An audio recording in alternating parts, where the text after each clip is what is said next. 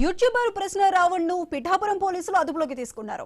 ఏలూరు దళిత క్రైస్తవుల సభలో CM Chandrababu, deputy CM Pawan Kalyan పై అభ్యంతరకర వ్యాఖ్యలు చేశారని రావణ్ పై ఆరోపణలు వచ్చాయి. జూన్ 29న పిఠాపురం పిఎస్ లో జనసేన కార్యకర్త బొజ్జ కుమార్ ఫిర్యాదు చేశారు. అయితే యూట్యూబర్ ప్రశ్న రావణ్ అయితే ప్రస్తుతానికి పిఠాపురం పోలీసులు అదుపులోకి తీసుకున్నారు. ఇటు ఏలూరు దళిత క్రైస్తవుల సభలో సీఎం చంద్రబాబు, అదేవిధంగా డిప్యూటీ సీఎం పవన్ కళ్యాణ్ పై కూడా ఇద్దరిపై అభ్యంతరకర వ్యాఖ్యలు చేశారంటూ రావణ్ పై ఆరోపణలున్నాయి. అయితే జూన్ 29న పిఠాపురం పిఎస్ లో జనసేన కార్యకర్త బొజ్జ కుమార్ అయితే రావణ్ మీద కంప్లైంట్ చేశారు.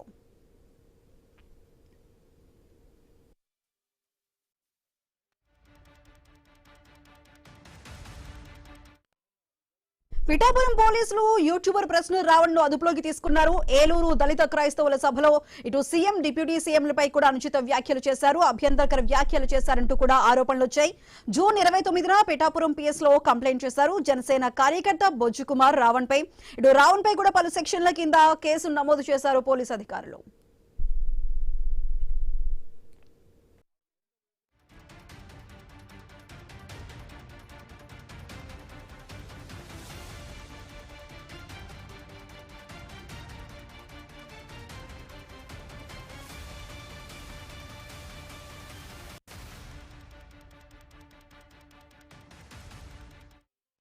యూట్యూబర్ ప్రశ్న రావణ్ ను పిఠాపురం పోలీసులు అదుపులోకి తీసుకున్నారు. ఏలూరు దళిత క్రైస్తవుల సభలో CM Chandrababu, deputy CM Pawan Kalyan పై కూడా అభ్యంతరకర వ్యాఖ్యలు చేశారంటూ రావణ్ పై పలు ఆరోపణలు వచ్చాయి. జూన్ 29న పిఠాపురం పిఎస్ లో జనసేన కార్యకర్త బొజ్జ కుమార్ కంప్లైంట్ చేశారు రావణ్ మీద. రావణ్ మీద పలు సెక్షన్ల కింద కేసు నమోదు చేశారు పోలీసులు. దీనికి సంబంధించి పూర్తి డీటెయిల్స్ మా ప్రతినిధి రాజేష్ లైవ్ లో అందిస్తారు.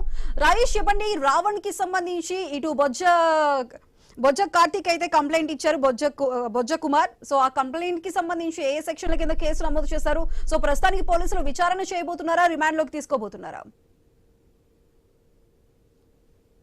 క్రైస్తవ శంకరామంలో దీనికి సంబంధించి సోషల్ మీడియా వేదికగా అయితే పసులకూరి జోసెఫ్ రావణ్ ను అక్రమంగా అరెస్ట్ చేశారంటూ పక్క ఎవరైతే జైభీం భారత పార్టీ అధ్యక్షుడు మల్లికార్జున అయితే తీవ్రంగా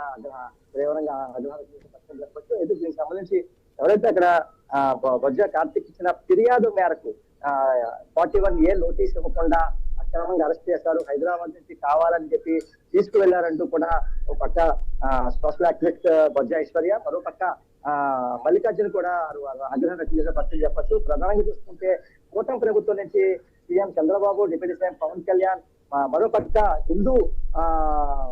ఎవరైతే హిందూకి సంబంధించి వారంతా కూడా అంటే రాధా మనోహర్ దాస్, అలాగే హామర్ ప్రసాద్లపై అభ్యంతరకర వ్యాఖ్యలు చేశారని చెప్పంటూ కూడా ఒక పక్క వీరిపై కూడా కేసులు నమోదు చేశారు. దీనికి సంబంధించి జూన్ 29 ఇచ్చిన ఫిర్యాదు మేరకు ఈ పిఠాపురం పిఎస్ లో జనసేన కార్యకర్త బొజ్జ కుమార్ ఇచ్చిన ఫిర్యాదు మేరకు దీంతో కేసు నమోదు చేశారు. కుమార్ ఫిర్యాదుపై అయితే పిఎన్ఆర్ యాక్ట్ కింద సెక్షన్ 196 క్లాస్ 1, 352, 356 క్లాస్ 2, 356 క్లాస్ 3, 111 మరియు ఐటీ చట్టం కింద సెక్షన్ 66 కింద కేసు నమోదు చేశారు.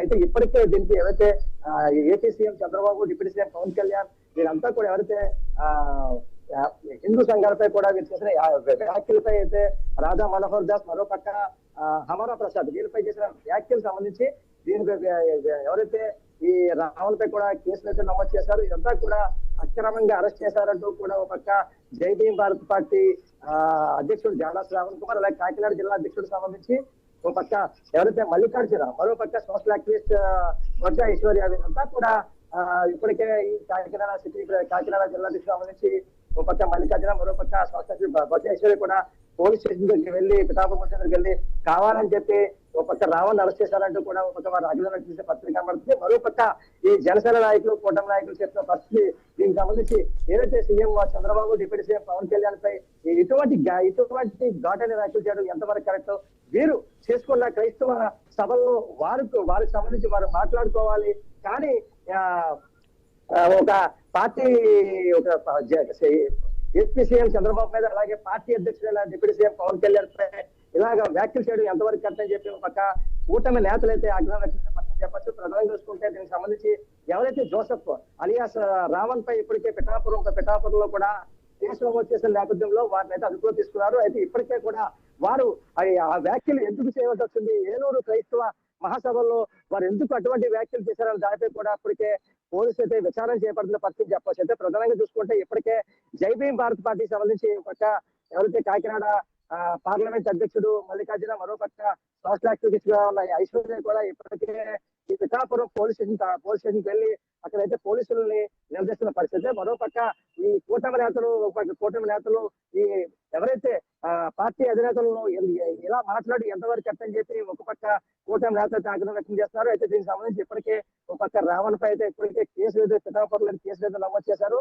అయితే దీనికి సంబంధించి ఇదంతా కూడా అంటే హైదరాబాద్ వెళ్ళిన వ్యక్తులు ఎవరైతే ఉన్నారో రావణ్ ని 41A నోటీస్ ఇవ్వకుండా ఎలా అరెస్ట్ చేస్తారంటూ కూడా ఒక పక్క జై భీమ్ భారత్ పార్టీ నుంచి వారైతే అడుగుతున్న పరిస్థితి చెప్పొచ్చు. అయితే ప్రధానంగా చూసుకుంటే ఈ రావణ్ సంబంధించి రావణ్ అరెస్ట్ అంటే ప్రభుత్వం చేస్తున్న వైఖరి, ప్రభుత్వం చేస్తున్న పనుల్ని నిలదీయడం వల్లే కావాలని అరెస్ట్ చేశారు.